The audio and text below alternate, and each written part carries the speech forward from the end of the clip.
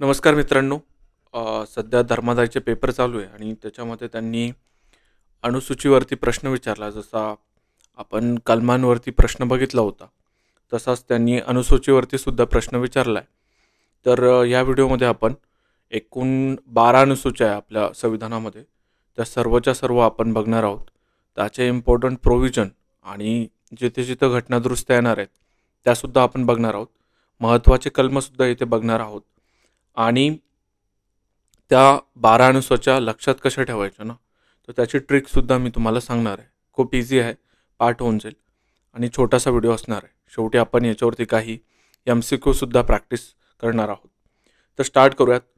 हा प्रश्न होता तो एक्झॅक्टली त्यांनी विचारलं होतं, केंद्र, राज्य आणि समांतर अधिकार क्षेत्रातील विषयांचे विभाजन कोणत्या अनुसूचीमध्ये केले? तर त्याचं उत्तर 7वी अनुसूची असे येतं. आता हा व्हिडिओ फक्त धर्मादायसाठी असणार नाही आहे. जेवढ्या पण आपल्या इथून पुढे येणारे एक्झाम आहे, जसं की अनुसूची हा टॉपिक खूप फेवरेट आहे. राज्यसेवा किंवा ग्रुप बी किंवा ग्रुप सी याच्या पूर्व आणि मुख्यालासुद्धा विचारला जातो किंवा इतर सरळ सेवासुद्धा मध्येसुद्धा हा विचारला जातो. तर हे लेक्चर इम्पॉर्टंट असणार आहे आणि ह्या लेक्चरची जी PDF आहे ती तुम्हाला ह्या चॅनलवरती मिळेल, ज्याची लिंक मी तुम्हाला डिस्क्रिप्शनमध्ये सुद्धा देईल. तर आपण स्टार्ट करूयात. एकूण 12 अनुसूच्या आहे. म्हणजे जेव्हा संविधान बनलं तेव्हा टोटल 8च होत्या, पण नंतर घटनादुरुस्त्या करून आपण 4 अनुसूच्या ॲड केलेल्या आहे. त्या 1 बाय 1 आपण आता बघणार आहोत. तर पहिली अनुसूची आहे त्याच्यामध्ये राज्य आणि जे केंद्रशासित प्रदेश आहेत त्यांची नावं आणि सीमा या डिफाईन केलेल्या आहेत. आता याच्यामध्ये जे बाकीचे प्रोव्हिजन आहे ना, ते खूप जास्त काही इम्पॉर्टंट नाही आहे. फक्त एवढं लक्षात ठेवा की जम्मू काश्मीर आणि लडाख जे पहिल्यांदा एक होतं त्याला त्यांनी सेपरेट केलं आणि त्याच्या 2 युनियन टेरिटरी, त्यालाच आपण केंद्रशासित प्रदेश असं म्हणतो, त्यांनी ते 2019ला कार्यक्रम केला केंद्र सरकारने. आणि सध्या एकूण 28 राज्य आणि 8 केंद्रशासित प्रदेश आपल्याकडे आहे. म्हणजे पहिली सूची कशाबद्दल बोलते, तर राज्य आणि केंद्रशासित प्रदेशांची नावं आणि सीमा जर विचारलं तर सूची क्रमांक 1 येणार आहे आणि आर्टिकलसुद्धा एकच येणार आहे. पुढचा आहे आपला सूची क्रमांक 2. आता या सूचीमध्ये ना मानधन, भत्ते आणि विशेषाधिकार बद्दल बोललेलं आहे. तर मग कोणाचे, तर त्याच्यामध्ये राष्ट्रपती झालं, राज्यपाल झालं. आता न्यायाधीश कोणते? सुप्रीम कोर्टाचे आणि हायकोर्टाचे, सभापती इत्यादींचं वेतन वगैरे, वेतन, मानधन, भत्ते आणि विशेषाधिकार त्याला आपण प्रिव्हिलेजेस असं म्हणतो. तर ते सगळ्या गोष्टी आपल्या शेड्यूल 2 त्याला आपण अनुसूची 2 असं म्हणतो, त्याच्यामध्ये मेन्शन केलेलं आहे. आणि जे वेतन आणि भत्ते त्याच्यामध्ये जर बदल करायचा असेल तर तो कोण करणार, तर संसदेकडून तो बदल केला जातो. पुढचं आहे आपलं अनुसूची क्रमांक 3. त्यात काय सांगितलं? अनुसूची क्रमांक 3 मध्ये त्यांनी शपथ आणि प्रतिज्ञा सांगितलेल्या आहे. मग कुणाच्या सांगितल्या? जे पण आपले घटनात्मक पद आहे त्या घटनात्मक पदावरती जो व्यक्ती बसतो तर त्यांना एक शपथ घ्यावा लागते. तर त्या शपथा त्यांनी अनुसूची क्रमांक 3 मध्ये सांगितलेल्या आहे. मग कोण कोण येतं त्याच्यामध्ये? ॲक्च्युली राष्ट्रपतीची शपथ आहे ना, इथं मेन्शन नाही आहे, चुकीचं आहे. मंत्री घेतो, न्यायाधीशाला शपथ घ्यावा नाही लागत. आता मी तुम्हाला हे करेक्शन करून देतो, ते तुमच्या याच्यामध्ये करून घ्या. राष्ट्रपती आणि न्यायाधीशाचं नाही आहे याच्यामध्ये शपथा. मंत्र्यांच्या असता खासदार, आमदार आणि जे निवडणुकीला उभा राहणार असते, जे काय म्हणते आपण त्याला नॉमिनेशन भरते, त्यांनासुद्धा शपथा घ्यावा लागतात. तर त्या याच्यामध्ये मेन्शन केलेल्या आहे. राष्ट्रपतीची शपथ आहे ही वेगळ्या आर्टिकलमध्ये येते, त्या आपण नंतर बघत. राष्ट्रपतीचे आर्टिकल जेव्हा डिस्कस करू तेव्हा मी तुम्हाला ती इन डिटेलमध्ये सांगत. तर अनुसूची क्रमांक 3 आपण बघितलं, ज्याच्यामध्ये शपथ आणि प्रतिज्ञा आहेत कुणाच्या? जे घटनात्मक पदावरती, स्पेशली मंत्री, खासदार, आमदार किंवा जे निवडणुकीला उभा राहतात, तर त्यांनासुद्धा याच्या अंतर्गत शपथ किंवा प्रतिज्ञा घ्यावा लागतात. पुढची आपली सूची आहे सूची क्रमांक 4. त्याच्यामध्ये काय मेन्शन आहे? राज्यसभेमध्ये जे आपण म्हणतो ना सीट्स, तर त्याचं वाटप हे अनुसूची क्रमांक 4 नुसार होतं. आणि हे कसं वाटप होतं? तर लोकसंख्येवर आधारित प्रतिनिधित्व. म्हणजे कसं की आता बघा, महाराष्ट्राचे टोटल आपले आमदारकीचे सीट आहेत 288, बरोबर. यानुसार ठरणार की तुमच्या राज्यसभेला किती जाणार, बरोबर ना. तुम्ही असं कधीच होणार नाही की तुम्ही राज्यसभेच्या सीटसाठी मतदान केलं किंवा मग कुठं ऐकलं की असं झालं म्हणून. तुम्ही नेहमी असंच ऐकलं असणार आहे की जे आपले आमदार आहेत ते मतदान करतात राज्यसभेच्या सीटसाठी. तर असं सुद्धा म्हटलं जातं की जे राज्यसभा आहे तर ते एक बॅकडोअर आहे, जो व्यक्ती आमदारकीला किंवा खासदारकीला निवडून येत नाही त्यांना राज्यसभेमध्ये नेऊन बसवलं जातं. आणि फेमस उदाहरणं आहेत सध्याच्या निवडणुकामध्ये. त्याच्या तुम्ही अजितदादा आणि त्यांच्या धर्मपत्नी त्या सध्या राज्यसभेमध्ये आहे. किंवा मग आपले उज्ज्वल निकम साहेब, फेमस व्यक्तिमत्व, महाराष्ट्राचं मोठं व्यक्तिमत्व आहे, ते सुद्धा सध्या राज्यसभेमध्ये बसलेले आहेत. म्हणजे त्यांना निवडून दिलं आपण आपण म्हणजे आपण ज्या प्रतिनिधींना निवडून दिलं त्यांनी त्यांना निवडून दिलं. पुढचा आहे आपला अनुसूची क्रमांक 5. आता 5 खूप महत्त्वाचं आहे. 5 आणि 6, 5, 6, 7 हे म्हणजे सगळ्याच महत्त्वाच्या तशा. 5, 6, 7, 8, 8मध्ये पण अधिकृत भाषा येतात. तर 5मध्ये काय आहे ना, अनुसूचित क्षेत्रे व अनुसूचित जमातींचे प्रशासन. तर या 5व्या सूचीमध्ये ना टोटल 10 राज्य येतात. किती?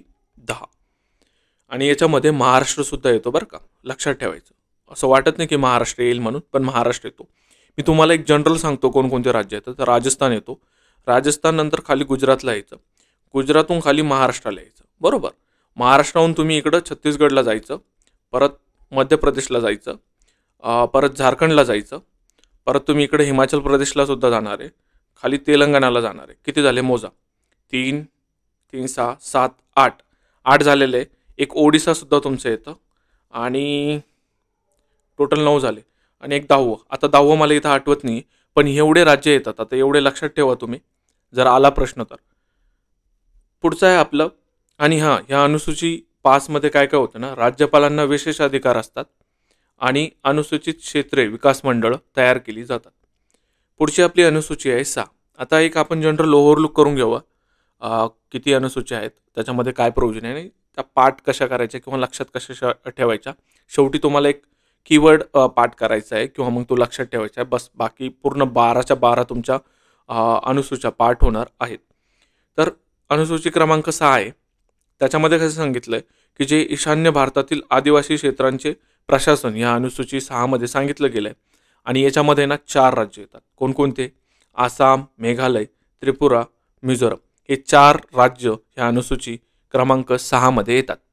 आता जो सध्या लडाखमध्ये इश्यू चालू होता, म्हणजे मागं तिथं प्रोटेस्ट झाले, 1-2 जणांना म्हणजे स्वतःचा जीव पण द्यावा लागला त्या प्रोटेस्टमध्ये, गोळीबार झाला होता पोलिसांकडनं. तर त्यांची मागणी हीच आहे की आम्हाला 6व्या लिस्टमध्ये तुम्ही टाका. तर हा तो वाद आहे. आणि 6व्या लिस्टमध्ये असं मेन्शन आहे की 4च राज्य. मग ते 4 राज्य कोणते ना हे सुद्धा आपल्याला लक्षात ठेवायला हवं. तर ते आपण पाठ करूयात. कसं लक्षात ठेवायचं? लक्षात ठेवायचं, मी असं पाठ केलं होतं की मेरा आसामी मित्र, मेरा आसामी मित्र. मी असा कोडच पाठ केला.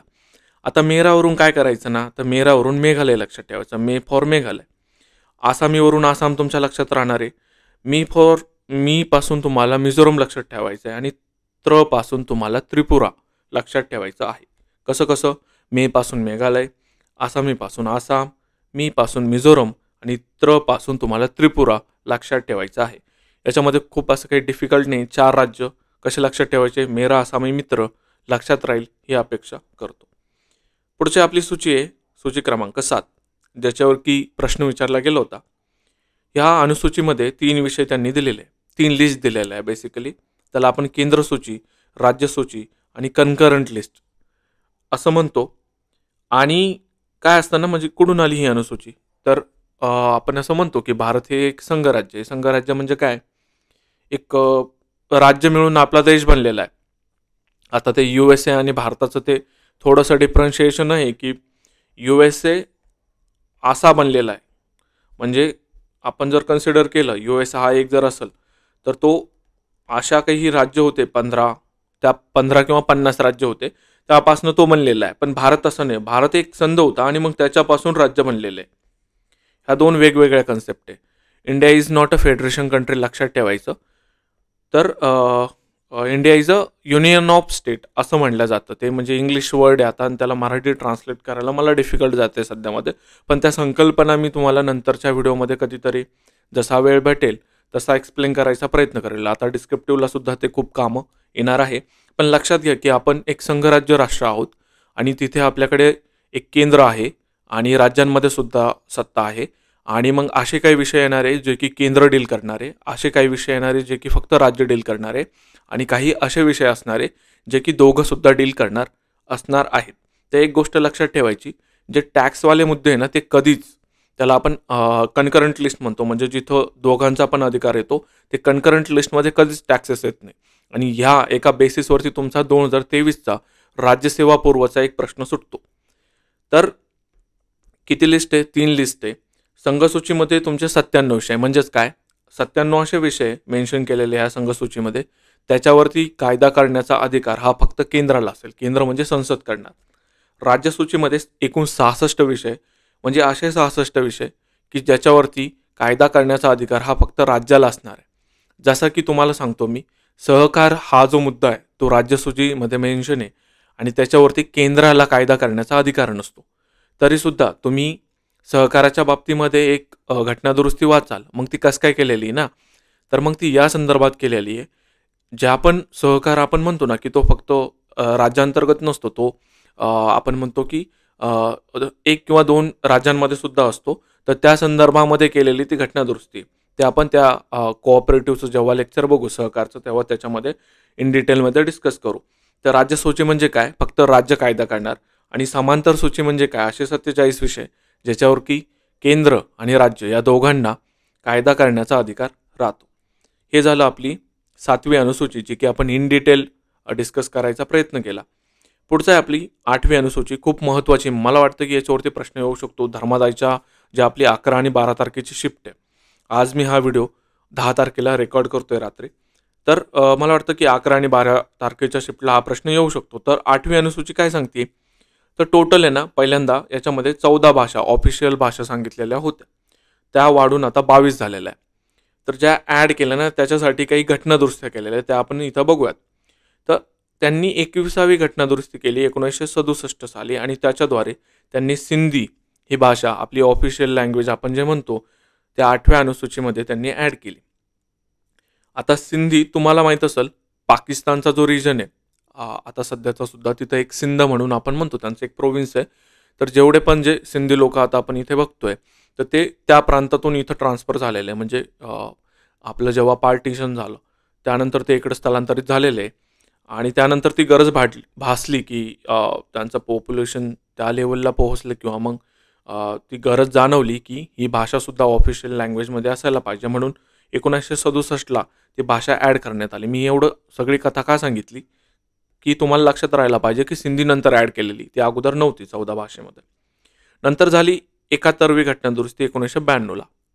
त्याच्यामध्ये त्यांनी 3 भाषा ॲड केल्या, नेपाळी, मणिपुरी आणि कोकणी. आता कसं लक्षात ठेवायचं आहे नेपाळी, मणिपुरी आणि कोकणी, तर फक्त तुम्ही नमक हा कीवर्ड लक्षात ठेवायचा.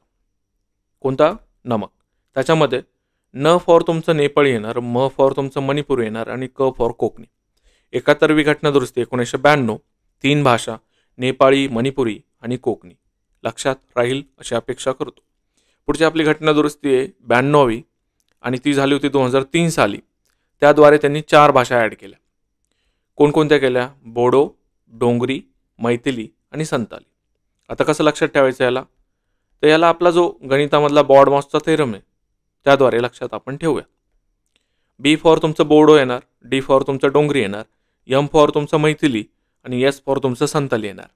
बॉर्डमॉस लक्षात ठेवायचं, आणि ह्या 4 भाषा बोडो, डोंगरी, मैथिली आणि संताली घटनादुरुस्ती जर म्हणलं तर 92वी घटनादुरुस्ती, जे की 2003 साली झाली होती.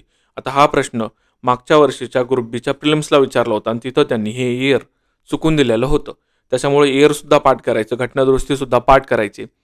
फक्त आपण सरळ सेवा नाही, आता त्यांचा प्लॅन चालू आहे की याला शिफ्ट करायचं म्हणून, ग्रुप बी किंवा ग्रुप सीमध्ये संवर्ग ॲड करायचे. ते बघूयात काय होतं काय नाही, पण आपल्याला इन डिटेलमध्ये अभ्यास करायचा, प्रश्न आला तर सुटायला नको. पुढची घटनादुरुस्ती 96वी, जे की झाली होती 2011ला. त्याद्वारे त्यांनी काय केलं, भाषा ॲड नाही केली. जी ऑलरेडी ओरिया नावाची भाषा होती तिचं नाव चेंज केलं, किंवा त्याची स्पेलिंग चेंज केली, आणि त्याला ओडिया असं केलं. महत्त्वाचं तुम्हाला 21वी, 71वी आणि 92वी लक्षात ठेवायचे. आता हे तर लक्षात राहील तुम्हाला, सिंधी मी नमक सांगितलं आणि इथं बॉर्डमॉस सांगितलं, पण हे कसं लक्षात ठेवायचं ना, तर 21 आणि 71 लक्षात ठेवा, आणि या दोन्हीची बेरीज करा, तुमचं 92 येणार आहे. आलं लक्षात? 21 आणि 71ची जर बेरीज केली तर तुमचं 92 येणार. बाकी तुम्ही आता बघा की त्याला कसं लक्षात ठेवायचं, मी माझा प्रयत्न केलेला आहे. पुढचा आपला अनुसूची आहे 9वी अनुसूची. मी तुम्हाला सांगितलं की मूळ अनुसूच्या होत्या 8 आणि नंतर 4 आपण ॲड केल्या. तर ही 9वी आपण नंतर ॲड केलेली आहे. त्याची ही घटनादुरुस्ती होती पहिलीच, जी की आपण 1951 साली केली होती. पहिली घटनादुरुस्ती 1951 साली. त्या घटनादुरुस्तीद्वारे आपण 9वी अनुसूची जॉईन केली किंवा ॲड केली. आणि काय सांगते 9वी अनुसूची? 9वी अनुसूची सांगते की न्यायालयीन पुनरावलोकनापासून संरक्षण दिलेले कायदे, म्हणजे असे कायदे जे संसद करणार आणि त्याला न्यायालय, आपण त्याला म्हणतो की ज्युडिशियल रिव्ह्यू करू शकत नाही, बरोबर की नाही? न्यायालयीन पुनरावलोकनाला आपण काय म्हणतो? Judicial review. म्हणजे संसद कायदे करणार पण त्या कायद्याला रिव्ह्यू करणार नाही ज्युडिशरी. असे कायदे आपण 9व्या सूचीमध्ये टाकले. म्हणजे तुम्ही कायदा केला आणि तो 9व्या सूचीमध्ये टाकला की ज्युडिशरी त्याला रिव्ह्यू करू शकत नाही. पण हे जे प्रोव्हिजन आहे ना, हे तुमचं जे आपली केशवानंद भारती केस होती 1973ची, तोपर्यंत व्हॅलिड होतं. पण त्याच्यानंतर त्यांनी तो निर्णय चेंज केला की तुम्ही जरी 9व्या सूचीमध्ये टाकल्या काही गोष्टी, पण जर त्या इनव्हॅलिड असेल किंवा मग संविधानाच्या विरोधात जाणाऱ्या असतील तर त्याला आम्ही रिव्ह्यू करू शकतो आणि त्याला इनव्हॅलिड किंवा अनकॉन्स्टिट्युशनल, त्याला आपण व्हॉइड अँड इनकॉन्स्टिट्युशनल असं म्हणतो, तसं घोषित करता न्यायालयाला तसं घोषित करता येतं. हे लक्षात ठेवा. आणि का ॲड केली होती ना ही 9वी अनुसूची, आणि ते पण 1951लाच आणि पहिल्याच घटनादुरुस्तीने. प्रॉब्लेम काय झाला ना, आपले थोडेसे विरोधाभास झाला 2 गोष्टीमध्ये. पहिलं मूलभूत अधिकार, आपले फंडामेंटल राईट्स, आणि दुसरं आपले जे DPSP. DPSP म्हणजे काय? मार्गदर्शक तत्वे. जे राज्यकर्ते त्यांना मार्गदर्शन केलेलं आहे की तुम्ही भविष्यामध्ये अशा काही गोष्टी करा. त्या गोष्टी आपण मार्गदर्शक तत्वांमध्ये सांगितलेलं आहे.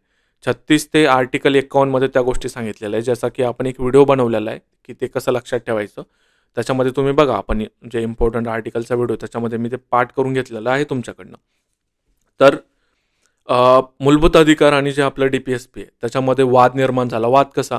की तुमचं मूलभूत जे मार्गदर्शक तत्व आहे ते तुम्हाला सांगतं राज्यांना की समान हे पाहिजे, म्हणजे जी आपली संपत्तीची वाटणी आहे ती समान झाली पाहिजे. पण आपण ब्रिटिशांच्या काळापासून आलो, आपण कॉर्नवॉलिस बघितलं, त्याच्यामध्ये कायमधारा बघितली आणि त्याच्यामध्ये जमीनदाराचा उदय बघितला की एका जमीनदाराकडे हजार हजार एकर जमीन आहे आणि मग संपत्तीचं समान वाटप कसं होणार ना.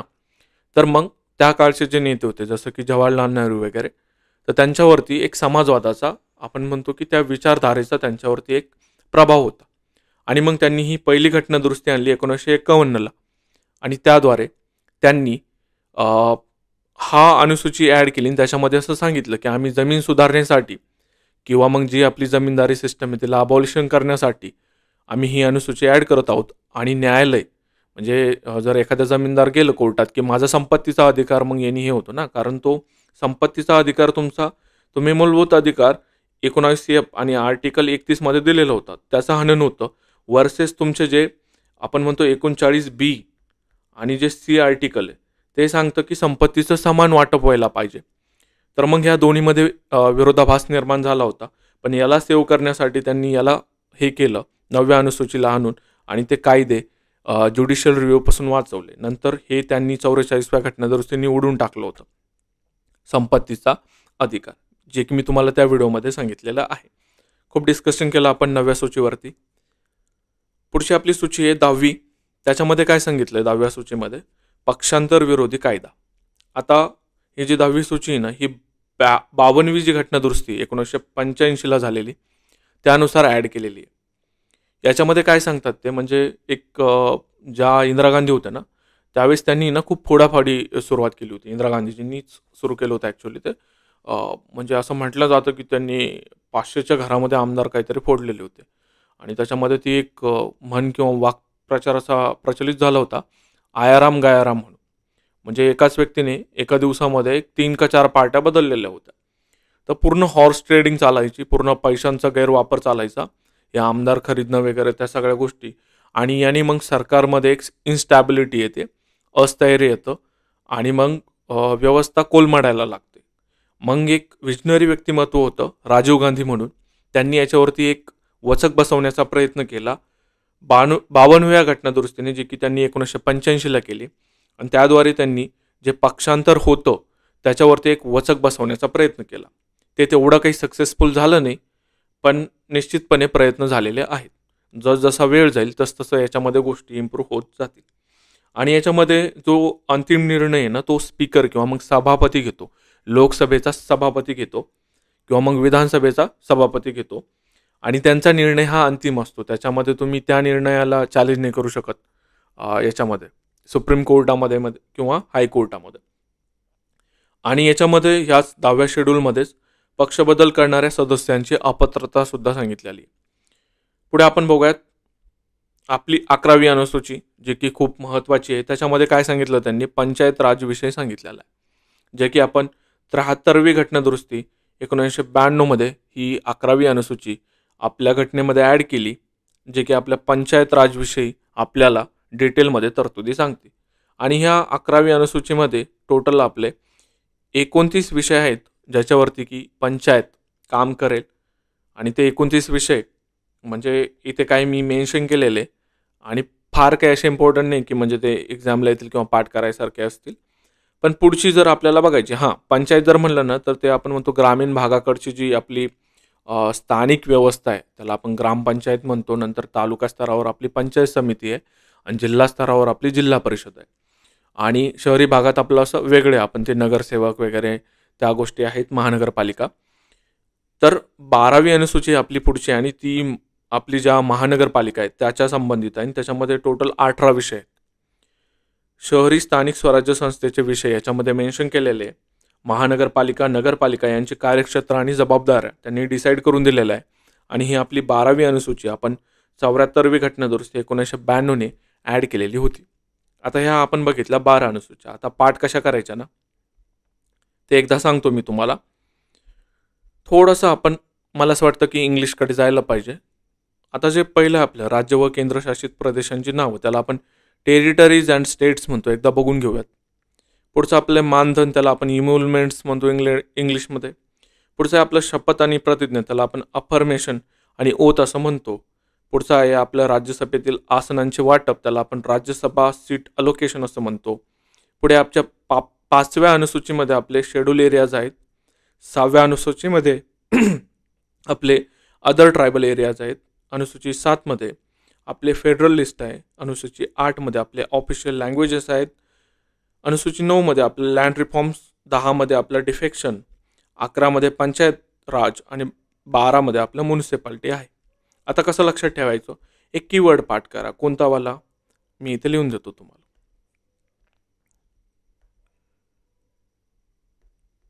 Tears of old PM.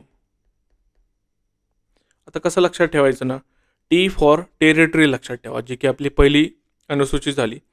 E for इम्युलमेंट, इम्युलमेंट म्हणजे तुमच्या शपथा वगैरे किंवा त्याला आपण म्हणतो मानधन. इम्युलमेंट म्हणजे तुमचं मानधन, वेतन. हे झालं तुमच्या अनुसूची 2. अफर्मेशन म्हणजे तुमच्या शपथा वगैरे, त्या झालं तुमच्या अनुसूची 3 मध्ये. आर फॉर तुमचं राज्यसभा, जे की आपल्या अनुसूची 4 मध्ये येतं. एस फॉर तुमचे शेड्यूल एरिया, जे की आपली अनुसूची 5 मध्ये येतं. त्याच्यामध्ये 10 राज्य आहे, त्याच्यामधले आपण 9 काउंट केले होते. एक मला आठवत नव्हता, तो तुम्ही मला सांगायचा आहे. 6 मध्ये आपण अदर ट्रायबल एरियाज बघितले होते, ज्याच्यामध्ये आपण 4 राज्य बघितले होते. मेरा आसामी मित्र मी तुम्हाला सांगितलं होतं. मेघालय झालं, आसाम झालं, मिझोरम आणि त्रिपुरा असे 4 राज्य आपण बघितले होते.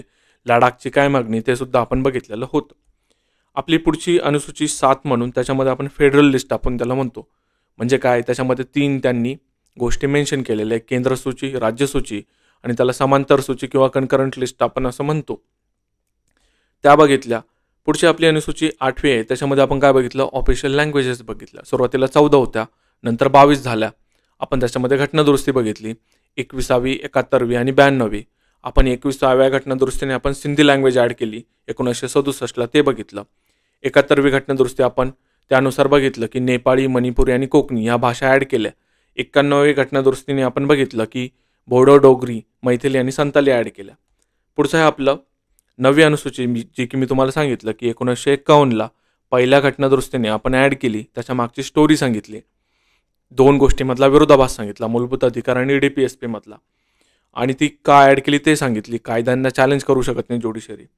पहिलीच घटनादुरुस्ती 1951, पंडित नेहरू आणि त्याच्यामध्ये काय सांगितलं की लँड रिफॉर्म करण्यासाठी आपण केलेली ती लँड रिफॉर्म करण्यासाठी, तर यल फॉर लँड असं लक्षात ठेवा. 10वी अनुसूची 52वी घटनादुरुस्ती 1985 आपण लक्षात ठेवलं राजीव गांधी. आणि डी फॉर डिफेक्शन म्हणजे की तुम्ही पक्षांतर करू शकत नाही. पुढचे आपली 11वी अनुसूची ज्याच्यामध्ये आपण पंचायत बघितलं, पी फॉर पंचायत. आणि आपली पुढची अनुसूची 12वी त्याला आपण एम फॉर म्युनिसिपॅलिटी म्हणतो. मला वाटतं की तुम्हाला या ट्रिक्सवरून लक्षात राहील. इथे पुढे सुद्धा मी तुम्हाला ते अध्यक्षर लिहून दिलेले. एकदा परत बघूया. टी फॉर टेरिटरी पहिली अनुसूची, दुसरी आपली ई फॉर इमोलमेंट, तिसरं आपलं ए फॉर ॲफर्मेशन, चौथ्या अनुसूचीमध्ये आपले R for Rajya Sabha seat allocation, 5व्या अनुसूचीमध्ये एस फॉर शेड्यूल एरिया, 6वी अनुसूची O for other tribal area, 7वी अनुसूची एफ फॉर फेडरल लिस्ट, 8वी अनुसूची ओ फॉर ऑफिशियल लँग्वेजेस, 9वी अनुसूची एल फॉर लँड रिफॉर्म, 10वी अनुसूची डी फॉर डिफेक्शन, 11वी अनुसूची पी फॉर पंचायत आणि 12वी अनुसूची एम फॉर म्युनिसिपॅलिटी. याला रिवाईज करा, तुमच्या लक्षात राहून जाईल. आता आपण एक MCQ प्रॅक्टिस करूयात. पहिलाच प्रश्न आहे, भारतीय राज्यघटनेतील एकूण अनुसूच्या किती आहेत? तर आता त्याचं उत्तर आहे ना 8ने मारायचं, कधीच 12 मारायचं, कारण की आता टोटल 12 झालेल्या आहेत. पुढचा प्रश्न आहे आपला, पहिल्या अनुसूचीमध्ये कोणती माहिती दिलेली आहे? बघा, तुम्हाला आठवतं का? पहिल्या अनुसूचीमध्ये त्यांनी राज्य व केंद्रशासित प्रदेशांची नावं व सीमा सांगितली, असं मी तुम्हाला सुरुवातीला सांगितलं होतं. दुसरी अनुसूची कशाशी संबंधित आहे? मी तुम्हाला सांगितलं टियर्स ऑफ ओल्ड PM आठवायचं. आता ई फॉर काय येणार आहे? इम्युलमेंट्स येणार आहे. इम्युलमेंट्स म्हणजेच काय रे? वेतन भत्ते. मग कुठं सापडते तुम्हाला वेतन भत्ते? हे बघा, मानधन आणि विशेष अधिकार. आलं की नाही तुमचं इथे? बरोबर. पुढचं आपलं तिसऱ्या अनुसूचीमध्ये काय दिलं आहे? मी तुम्हाला सांगितलं टियर्समध्ये TEA असं लिहायचं दरवेळेस. ए फॉर म्हणजे काय येणार तुमचं? अफिर्मेशन अँड ओथ येणार. अफिर्मेशन ओथ म्हणजे काय? शपथ आणि प्रतिज्ञा. लगेच त्याला गोल मारायचं आणि पुढे जायचं. खूप सोपं असतं, फक्त गोष्टी कराव्या लागतात. पुढचा आपला प्रश्न आहे, राज्यसभेतील आसनांचे वाटप कोणत्या अनुसूचीत दिले आहे? लिहायचं परत, तोच कोड लिहायचा. कशामध्ये दिसतं तुम्हाला? आर, चौथ्या अनुसूचीमध्ये. लगेच मारायचं ए टिक करायचं आणि पुढे जायचं. चौथ्या अनुसूचीमध्ये काय दिले? राज्यसभेतील आसनांचे वाटप. पुढचा आपला प्रश्न आहे, अनुसूचित क्षेत्रांच्या प्रशासनासंबंधी तरतुदी कोणत्या अनुसूचित आहेत? परत तेच लिहायचं, टियर्स लिहायचं. कितव्यामध्ये येतं? 5व्यामध्ये येतं तुमचं यस फॉर तुमचं शेड्यूल एरिया. मग तुमचं ए फॉर ॲपल येणार आहे 5व्या अनुसूची. पुढचा आपला प्रश्न आहे, ईशान्य भारतातील आदिवासी क्षेत्रांच्या प्रशासनासाठी कोणती अनुसूची लागू आहे? मी तुम्हाला सांगितलं की 5वी आणि 6वी अनुसूची. 5व्यामध्ये 10 राज्य, 6व्या अनुसूचीमध्ये तुमचे 4 राज्य, मेरा आसामी मित्र, मेघालय, आसाम, मिझोरम आणि त्रिपुरा. आणि 6वी अनुसूची तुमची लडाखची मागणीसुद्धा मी तुम्हाला सांगितली. पुढचं आपलं केंद्र, राज्य व समांतर विषयांची विभागणी कोणत्या अनुसूचित आहे? तर हा प्रश्न येऊन गेला आहे धर्मादायला, 7व्या अनुसूचीमध्ये सांगितलेलं आहे. आता याच्यामध्ये ना एक फॅक्ट लक्षात ठेवा, जी आपली स्टेट लिस्ट होती ना, त्याच्यामधून आहे ना 5 विषय त्यांनी काढून हे कन्करंट लिस्टमध्ये टाकले. कन्करंट म्हणजे काय? ज्याच्यामध्ये दोघांना कायदा बनवण्याचा अधिकार असतो. आता मग ते 5 कोणते विषय ना, आणि हे 42व्या घटनादुरुस्तीने त्यांनी केलं होतं. 42वी घटनादुरुस्ती 1976ला हे काम केलं होतं इंदिरा गांधीजी मॅडम यांनी. तर त्याची ट्रिक मी अशी केली होती, EPFO जस्टिस म्हणून. आता हे कसं लक्षात ठेवायचं ना, ई फॉर इन्व्हायरमेंट ठेवा लक्षात, पी फॉर थांबा बघतो, एफ फॉर फॉरेस्ट आहे, ओ फॉर तुमचे वेट्स आहेत, वेट्स अँड मेजर आपण त्याला म्हणतो. जस्टिस म्हणजे तुमचा न्याय. आणि पी वरून मला आठवत नाही, ते तुम्ही मला सांगायचं आहे. म्हणजे हे 5 विषय त्यांनी राज्य सूचीमधून काढून त्यांनी समांतर सूचीमध्ये टाकले. म्हणजे राज्यांचे अधिकार एक प्रकारे त्यांनी कमी केलेले, कारण की त्याच्यावरती मग केंद्राला सुद्धा अधिकार करण्याचा अधिकार येणार होता.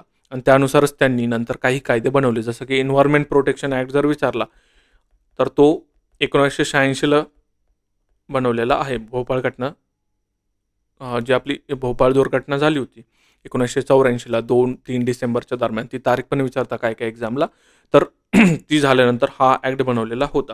पुढचा आपला प्रश्न बघूयात, भारतीय राज्यघटनेत मान्यताप्राप्त भाषा कोणत्या अनुसूचित दिल्या आहेत? तर आत्ताच आपण बघितलं, आठवायचं टियर्स ऑफ ओल्ड PM कशामध्ये येतं तुमचं? Oh for official languages. तर ते तुमच्या 8व्या अनुसूचीमध्ये येतं. एकूण 22 भाषा लक्षात ठेवायच्या. त्यात तुमची घटनादुरुस्ती 21वी, 71वी आणि 92वी लक्षात ठेवायची. पुढचा आपला प्रश्न, न्यायालयीन पुनरावलोकनापासून संरक्षण दिलेले कायदे कोणत्या अनुसूचित येतात? तर तुम्हाला सांगितलं मी, पूर्ण रामायणच वाचून दाखवलं होतं की कशा गोष्टी मूलभूत अधिकार आणि DPSPमध्ये, ज्याला आपण मार्गदर्शक तत्व म्हणतो, त्याच्यामध्ये विरोधाभास निर्माण झाला होता. आपल्याला समान न्याय करायचा होता किंवा मग संपत्तीचं वाटप व्यवस्थित करायचं होतं. जे आपले कोलोनियल गोष्टी होत्या जसं की जमीनदारी, त्याला आपल्याला मुळासकट उपटायचं होतं. तर मग कसं ना, तुम्ही वाटप कसं करणार ना, जर तुम्हाला संपत्तीचा अधिकारसुद्धा आहे आणि तुम्हाला संपत्तीचं वाटपसुद्धा न्याय पद्धतीने करायचं आहे, तर मग ते खूप विरोधाभासक होतं. आणि त्याच्यासाठी पहिली घटना दुरुस्ती 1951ला जवाहरलाल नेहरू यांनी केली आणि त्याद्वारे त्यांनी 9वी अनुसूची ॲड केली होती, ज्याच्यामध्ये सांगितलं होतं की ज्युडिशियल रिव्ह्यू होणार नाही आम्ही केलेल्या कायद्यांचा. पुढचा आहे आपला पक्षांतर विरोधी कायदा कोणत्या अनुसूचित दिला आहे. तर मी तुम्हाला सांगितलं, राजीव गांधी सांगितले होते, 52वी घटना दुरुस्ती 1985 सांगितलं होतं, 10वी अनुसूची तुम्हाला आठवायला पाहिजे. आणि हा UPSCचा प्रिव्हियस इयर क्वेश्चन आहे.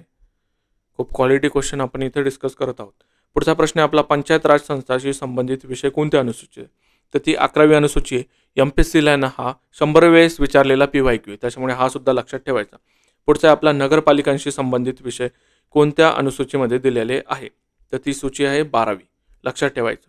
पुढचं आपलं, सुरुवातीला राज्यघटनेत किती अनुसूच्या होत्या. तर टोटल 8 होत्या. नंतर आपण 4 ॲड केल्या, त्या आपण कोणकोणत्या केल्या ते पण बघितलं आणि त्याच्या घटना दुरुस्त्यासुद्धा बघितलं. आपला शेवटचा प्रश्न आहे, अनुसूचित क्षेत्रांबाबत राज्यपालांचे अधिकार कोणत्या अनुसूचीमध्ये दिलेले आहे. तर मी तुम्हाला सांगितलं 5वी अनुसूची आणि ज्याच्यामध्ये 10 राज्य येतात, ज्याच्यामध्ये राज्यपाल त्या अनुसूचित क्षेत्रांबाबत काहीतरी त्यांना अधिकार आहे, काहीतरी डिसिजन त्यांना घेण्याचे अधिकार आहेत. इथं आपला व्हिडिओ संपतो. आणि जर तुम्हाला काय वाटलं की अजून कोणत्या नवीन टॉपिकवर व्हिडिओ बनवायला पाहिजे तर ते तुम्ही मला निश्चितपणे सांगा. भेटूया पुढच्या व्हिडिओमध्ये. आय होप की तुम्हाला हे पार्ट होईल आणि याला मल्टिपल टाईम रिवाईज करायचा प्रयत्न करा. भेटूया पुढच्या व्हिडिओमध्ये. तोपर्यंत बाय बाय. थँक्यू.